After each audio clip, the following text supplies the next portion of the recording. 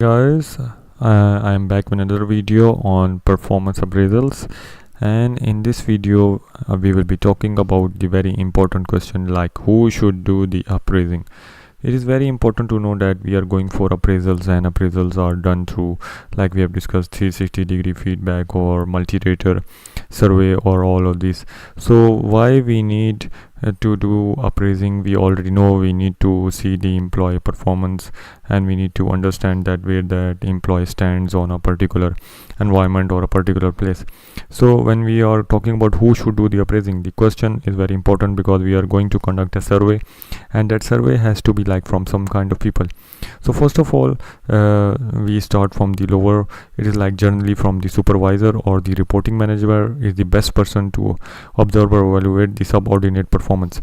So at this level we are talking about your direct manager who will fill up the survey for you, and he will see your performance like directly. On the second phase, it is like relying on solely the manager is sometimes very fishy, or we can say that a manager can have like favorite people, or the manager can be biased about a person. Manager don't like a person, so he will get this person out. So it is not advisable just to go with the manager. Don't always trust the manager. Managers are always bad in some cases, and they are the person, because of them the team is not working. On the third note, that we have to just check the immediate supervisor for the employee, but an immediate supervisor can also be biased. So we need to know that who are the people who should be involved in 360-degree feedback or in a performance appraisal.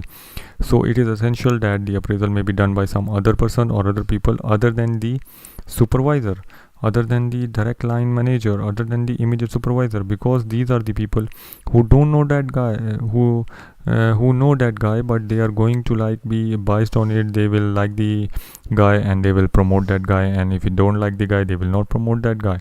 So basically the answer to this is over here, like who should do the appraising concept and who should do the 360-degree feedback or you fill up your survey. So first of all, go from the immediate supervisor, get him filled from him, but don't trust just this thing. Go to the peers. If the peers talk about good about this and managers is talk about bad about this person, so it means that there is something fishy.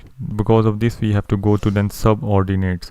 Subordinates can be from different departments or from different teams, and they can be filling up the survey, know that guy, then fill up the questionnaire for him. Then there will be a self-rating, like self-evaluation. I always say that all the employees should be given about self-rating evaluation time to fill up these surveys.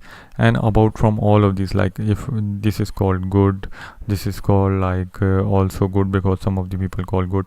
So in this case we know that this thing is going to be fishy. Or if he is saying good and other people are saying bad, so in this case we are going to say that this is still fishy over here.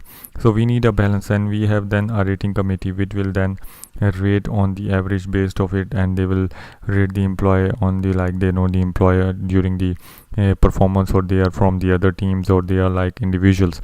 So basically this has to be conducted from basically 1, 2, 3, 4, 5 perspective. So this will give a 360-degree feedback overview and a complete balanced approach.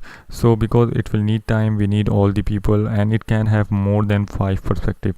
So basically it depends on the size of the organization. If size of the organization is complex, there will be more people. Like if it has different branches and the person has worked in 2 branches and the person has worked on two or 3 different roles, so it means that there will be more people involved in the appraising process.